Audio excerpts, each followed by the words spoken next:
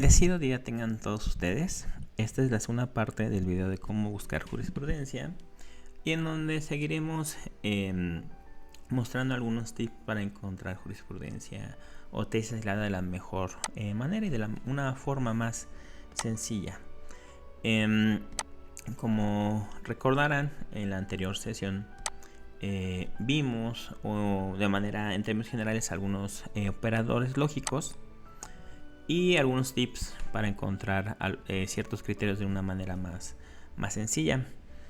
Adentrándonos un poquito más al uso de los conectores y estos que vimos, el y, el o y el no, y también el uso de comodines como las comillas y los asteriscos.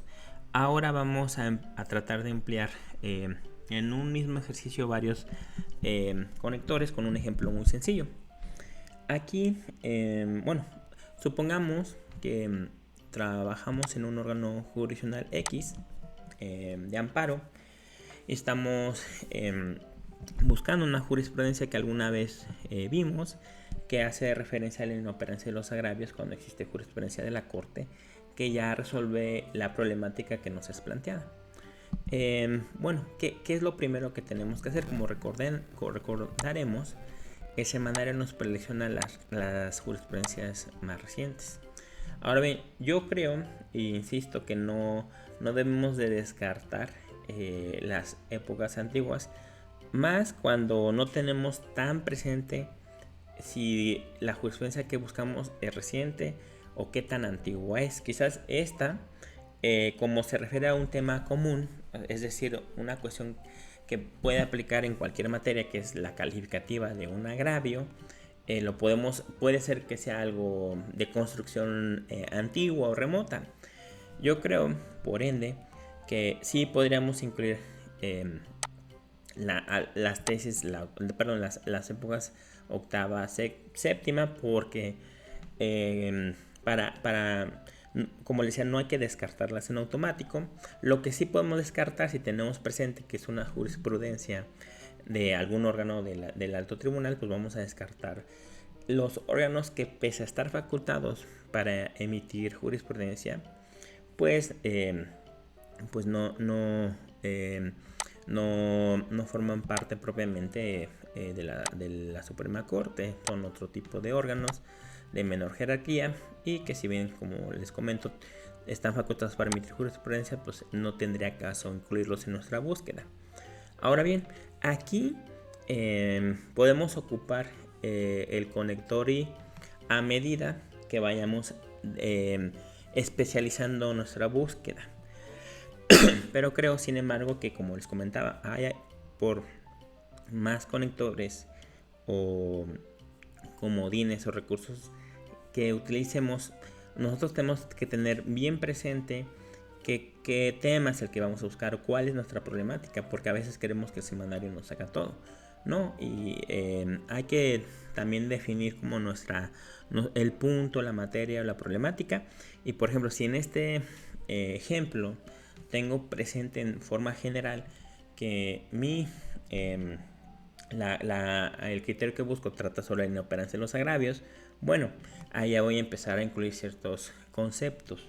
Por ejemplo, lo primero que incorporaría a la búsqueda sería lo referente al agravio.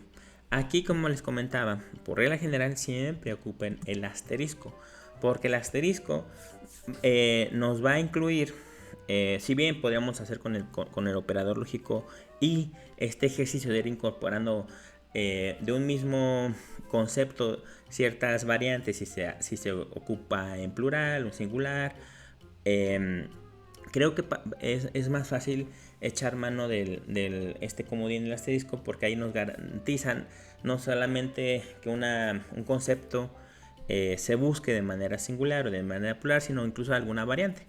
Por ejemplo, aquí, ocupando el asterisco, ya garantizo que en la búsqueda relativa me va a arrojar los criterios que hacen referencia al agravio y a los agravios.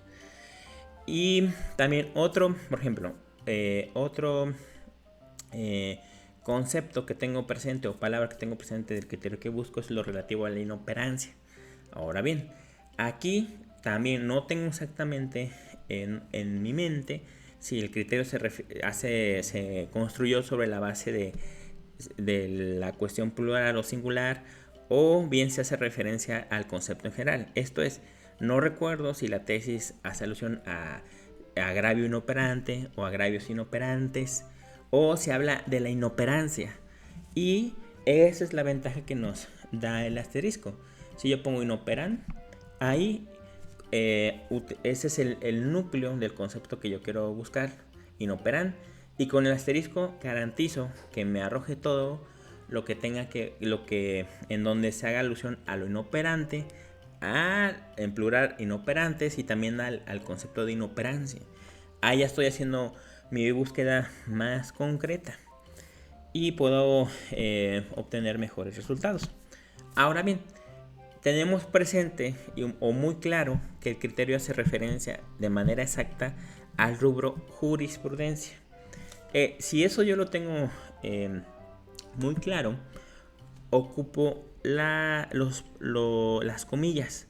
Las comillas es indicativo de que la palabra o concepto que está entre estas comillas se busque así de manera exacta. Ahí ya estoy siendo incluso más exacto. Ahora bien, vamos a hacer la búsqueda relativa, en donde ya ocupamos dos comodines, que es el asterisco y también las comillas. Vamos a ver qué nos arroja. Nos arrojó varias tesis. Aquí, si se dan cuenta, hacen referencia, por ejemplo, a algunas tesis de recurso o reclamación. Ahora bien, ya tenemos varios resultados, 131, y podríamos ir buscando uno por uno, pero si nosotros pues no tenemos prisa o cualquier otro motivo queremos tener resultados más exactos, lo recomendable ahora es usar otro operador lógico, que es el no. El no, recuerden que nos ayuda a depurar. Si ya tenemos ciertos resultados preliminares, esto es a primera vista, vemos que hay varios criterios que hacen referencia al recurso de reclamación, y nosotros tenemos presente que en específico nuestra problemática no versa sobre ese rubro. Bueno, vamos a reclamación, vamos a incorporar la palabra reclamación, o mejor dicho, excluirla con el conector no, y buscamos, y ya nos arrojó ahí un poquito la búsqueda. Pero bueno, esa es la finalidad del conector, ¿no? Ir excluyendo, como les comentaban o ejemplificamos en la anterior sesión, que buscamos un tema de pensión alimentaria y nos arrojaba temas de materia penal, y el conector no nos ayudó a excluir ese rubro que no era el que nos interesaba. Ahora bien, podemos incluso en este instante seguir ocupando operadores lógicos para hacer más exacta nuestra búsqueda. Por ejemplo, de este caso, yo tengo presente que además el criterio relativo hace alusión o está construido de cierta manera en el sentido de que hace referencia a la inoperancia cuando existe jurisprudencia. Y tengo claro que la palabra sí existe, sí la lleva presente, sí la incluye el criterio relativo. Y aquí voy a ocupar de hecho un comodín y un operador. La palabra existe, tengo presente que está necesariamente, y para incorporarla voy a echar mano del conector y. Hay que recordar que el conector y cuando lo ocupamos, lo que estamos indicando es que queremos que la palabra o las palabras que ya están incorporadas, que es agravio, inoperán y jurisprudencia, además de que queremos que estos conceptos estén en la tesis que buscamos, también de manera exacta existe. Que también en el imaginario que no tengamos presente o no estemos seguros que esta palabra esté incorporada en el criterio, bueno, también podemos echar mano para evitar cualquier escenario. Podemos echar mano del asterisco. Si no estamos seguros de que la tesis se construyó con la palabra existe, bueno, vamos a poner existe, el núcleo de la palabra. Y a lo mejor ahí podemos ir jugando. Pero bueno, aquí vamos a ocupar las comillas, existe. Vamos a ocupar el operador y. Vamos a agregar. Si se dan cuenta, aquí agregué la palabra con el operador y para que me busque ciertos criterios que tengan estas palabras y además esta necesariamente así escrita, ocupando el comodín existe. Vamos a buscar y ya nos arrojaron 17 es un número más reducido. Y por ejemplo aquí ya la encontramos, que es agravios inoperantes innecesarios su análisis cuando existe jurisprudencia. Que esta tesis es de la novena época, es decir, de las épocas recientes, pero como les comento, si no tenemos presente qué tan reciente o qué tan antigua es la tesis, es mejor abarcar un poquito más de las épocas que nos preselecciona el semanario. Pues bien, finalmente creo que un punto que no debemos olvidar es que después de hacer la búsqueda conforme a estos operadores lógicos o comodines o cualquier técnica que uno emplee, creo que es importante también verificar la vigencia del criterio relativo. Hay, creo, varios directrices que podríamos seguir para dilucidar la vigencia de un criterio jurisprudencial o no. De entrada, hay que recordar que una jurisprudencia específica interpreta un marco normativo concreto. Si este marco normativo concreto, por X o Y razón, se abroga o ya no es vigente, eso nos debe, es indicativo, es un primer indicativo de que posiblemente la jurisprudencia que podríamos pensar que nos puede dar nuestro caso concreto también ya no está vigente. Es decir, si una ley por determinada razón pierde su vigencia, de manera preliminar esto también incide en la jurisprudencia que haya derivado de la interpretación de esa ley o marco normativo. Sin embargo, hay que tener mucho cuidado, porque el hecho que una determinada ley pierda su vigencia no quiere decir automático que ya en sentido general las jurisprudencias que emanaron de esa ley o contexto normativo también pierdan de manera total su vigencia. Por ejemplo, puede haber determinados asuntos que se tramitaron conforme a la ley que ya formalmente hoy en día perdió su ley y ya no es vigente, pero que necesariamente se tendrán que resolver con base en esa ley y por ende con base en la jurisprudencia que emergió al hacerse la interpretación de esa norma. Por ejemplo, imaginemos que tenemos un asunto en materia de responsabilidad administrativa tramitado conforme a la Ley Federal de Responsabilidades Administrativas y que nosotros tenemos la inquietud si el denunciante puede acudir al juicio de amparo a reclamar algún acto dentro de la investigación del procedimiento administrativo relativo. Es más, nosotros tenemos presente que la Ley Federal de Responsabilidades Administrativas ya actualmente no es vigente y hoy en día rige la Ley General de Responsabilidades Administrativas. Pero imaginemos que no tenemos como presente ese dato y que nuestra problemática versa en si un determinado denunciante tiene legitimación, vamos a manejarlo en términos generales, para acudir al juicio de amparo y bajo qué carácter o bajo qué figura. Nosotros buscamos denunciante, interés, ¿no? Amparo. Utilizando un poquito los comodines, vamos a ver qué ha dicho en las últimas épocas, ya las presionadas, la Suprema Corte.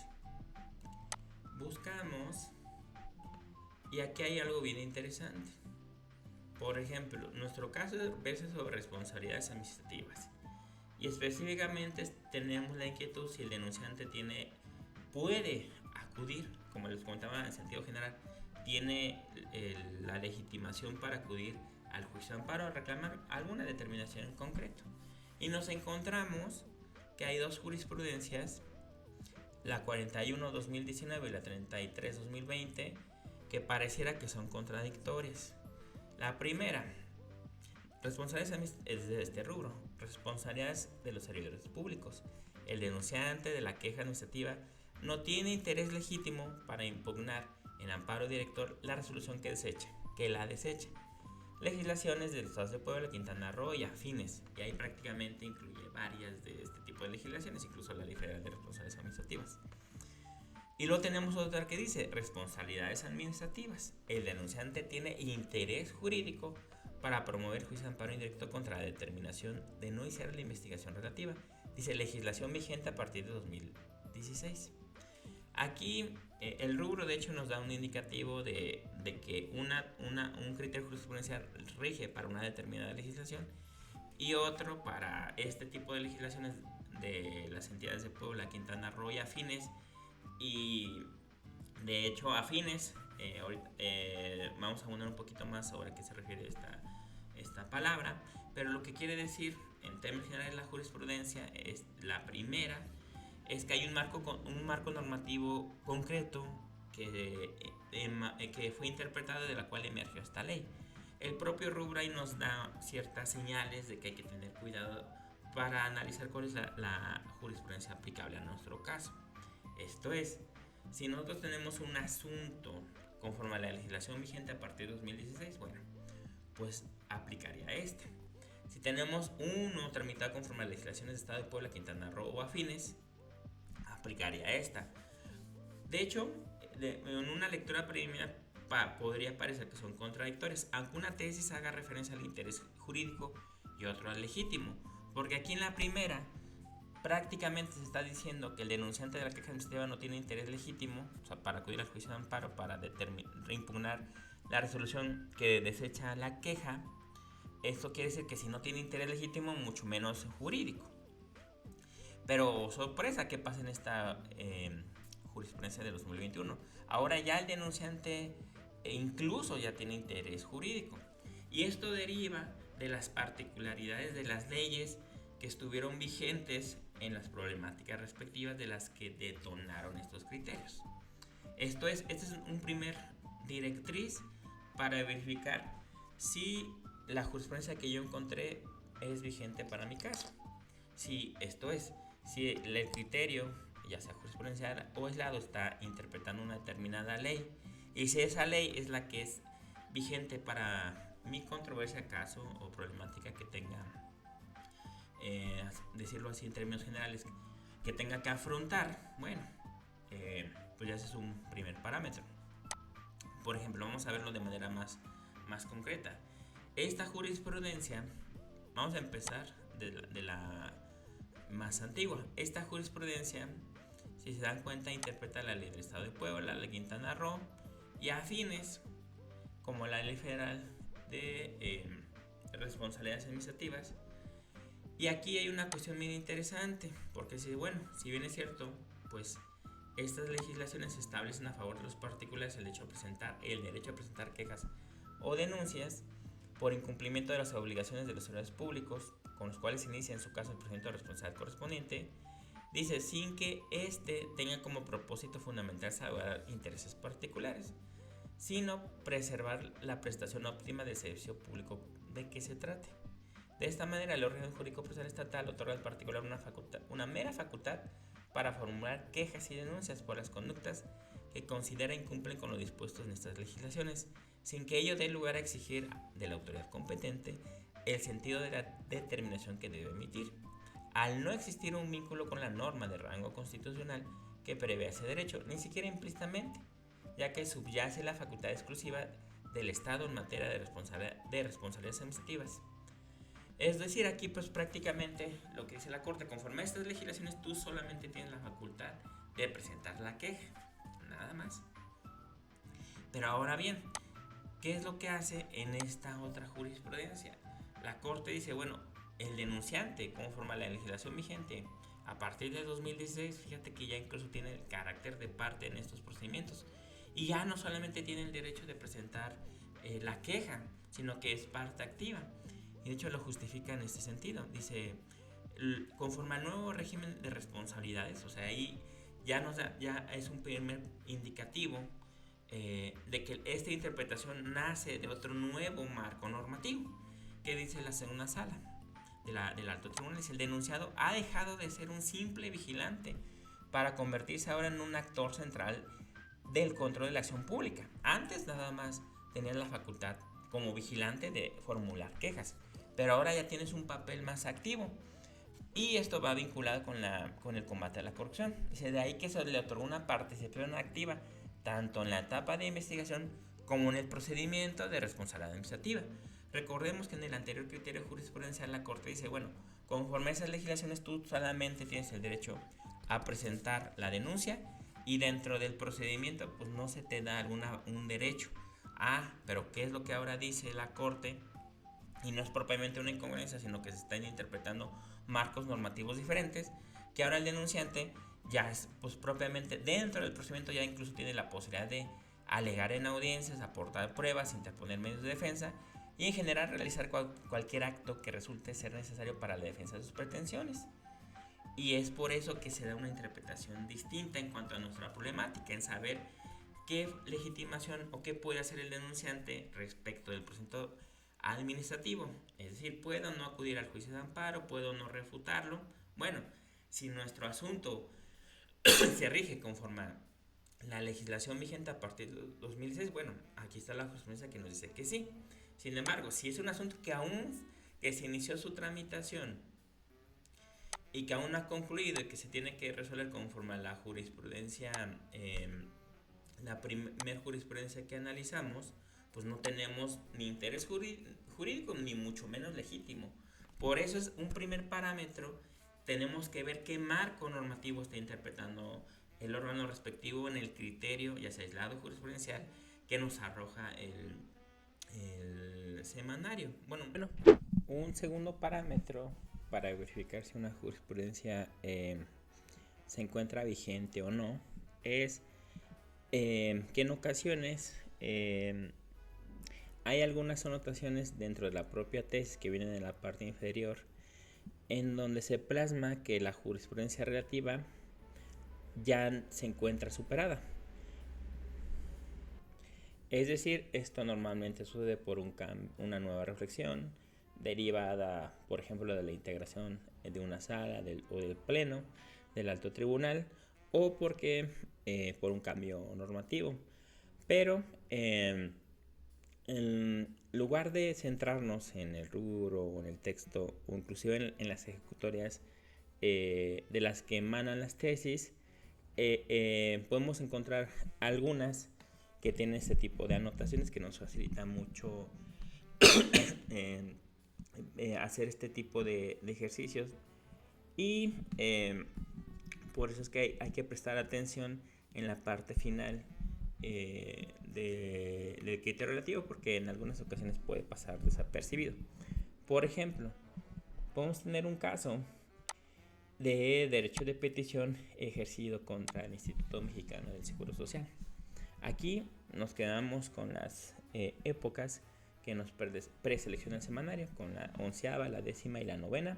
Nos centramos en los órganos actuales del alto tribunal, que son el pleno, la primera y la segunda sala. Y utilizando nuestro comodín de comillas, ponemos Instituto Mexicano del Seguro Social, petición. Y vamos a eliminar el texto porque tenemos presente que esa es la temática o la problemática principal. Veremos qué nos arroja el semanario. Miren, aquí respecto de una misma problemática del derecho de petición que se ejerce contra el Instituto Mexicano del Seguro Social, tenemos dos jurisprudencias. Una, que es la 211-2009, que nos dice en su rubro es Instituto Mexicano del Seguro Social. Dice, no tiene el carácter de autoridad para efectos del juicio de amparo cuando se reclama la omisión de dar respuesta a una solicitud formulada en ejercicio del derecho de petición que debe responderse en su carácter de ente asegurador. Y tenemos al mismo tiempo otra jurisprudencia que pareciera nos dice, o más bien nos dice lo contrario. Dice, Instituto Mexicano del Seguro Social, el juicio de amparo procede contra la omisión de dar respuesta a una solicitud formulada en ejercicio de derecho de petición que debe responder en su carácter de ente asegurador. ¿A qué se debe esta cuestión que podría ser divergente? A que en la primera jurisprudencia de 2009 la Suprema Corte interpreta la ley de amparo abrogada y por ende su exégesis o la lectura que le da a este tipo de omisiones y en concreto respecto de si el IMSS figura como autoridad responsable o no, lo hace en función al concepto que se tenía antes de la ley de amparo vigente. Esto es, previamente no se había incorporado la noción de que también los particulares podían figurar con el carácter equiparado de autoridad para efectos de juicio de amparo. Y de hecho este cambio normativo, no solamente en la transición de una ley de amparo a otra, ¿qué pasó? Sino que esta figura en específico, a diferencia de otras, sí tuvo una modificación radical que llevó a la emisión de una postrera jurisprudencia en un sentido diverso.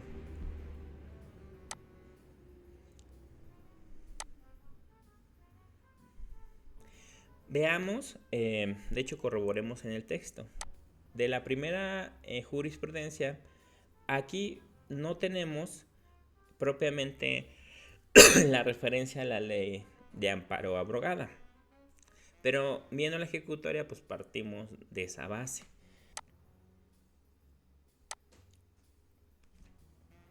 Pues bien, veamos un poquito más sobre la justificación de una y otra perspectiva. En la primera jurisprudencia podemos ver que en concreto la Corte dice, bueno, es que el IMSS tiene un doble carácter como ente fiscal autónomo y como ente asegurador por estar encargado de el rubro de la prestación de la seguridad social. Y concluye sobre esa base, dice, ahora bien, contra la omisión atribuida al IMSS de responder una solicitud formulada en ejercicio del derecho de petición en su carácter de ente asegurador, no procede el juicio de garantías, como anteriormente se le conocía, pues no se está en presencia de un acto de autoridad para efectos del juicio de amparo, pues la relación que existe entre el asegurado y el instituto en ese supuesto es de coordinación entablada entre particulares. Es decir, decía la Corte, bueno, el IMSS ahí está figurando en su carácter de ente asegurador, le estás pidiendo algo en relación con una pensión. Y pues prácticamente hay un plano de coordinación. Pero si vemos la ejecutoria, parte de la base del concepto tradicional que se tenía de autoridad para efectos del juicio de amparo. ¿Qué pasa con la nueva ley de amparo, con la ley de amparo vigente? La Corte dice, bueno, y reitera de hecho prácticamente la primera parte de la primera tesis, pero con base en esta nueva noción de autoridad para efectos del juicio de amparo, en donde también se incluyen a los particulares, dice la Corte, el IMSS constituye un ente público del Estado. Y acá ya descarta la razón que sustentaba la anterior jurisprudencia y dice, independientemente de su naturaleza formal, sea organismo descentralizado de organizar y administrar el seguro social de conformidad con la ley que lo rige y por tanto facultado para emitir actos a través de los cuales resuelve sobre la procedencia de una pensión o demás prestaciones de seguridad social con los cuales puede crearse, modificarse o extinguirse situaciones jurídicas de los asegurados o beneficiarios. Dice, por tanto, si el derecho de petición reconocido en el artículo 8 se sustenta obligación de todos los funcionarios y empleados públicos de contestar en breve término cualquier solicitud formulada por escrito por los particulares, entonces se atribuye la misión de responder una solicitud en materia de pensiones y por ende procede el juicio de amparo en su contra, debido a que en este caso es necesario garantizar la protección efectiva de ese derecho humano con la única finalidad de que el funcionario servidor público del instituto dé respuesta a la petición. Y si nos adentramos un poquito más a la ejecutoria, ahí la Corte este cambio de perspectiva lo sustenta en la nueva noción que se tiene para efectos del juicio de amparo, en el que incluso un particular puede figurar de manera equiparada a una autoridad si materializa un acto con, no solo con el efecto de crear o modificar determinadas situaciones, sino que lo hace en función de una norma.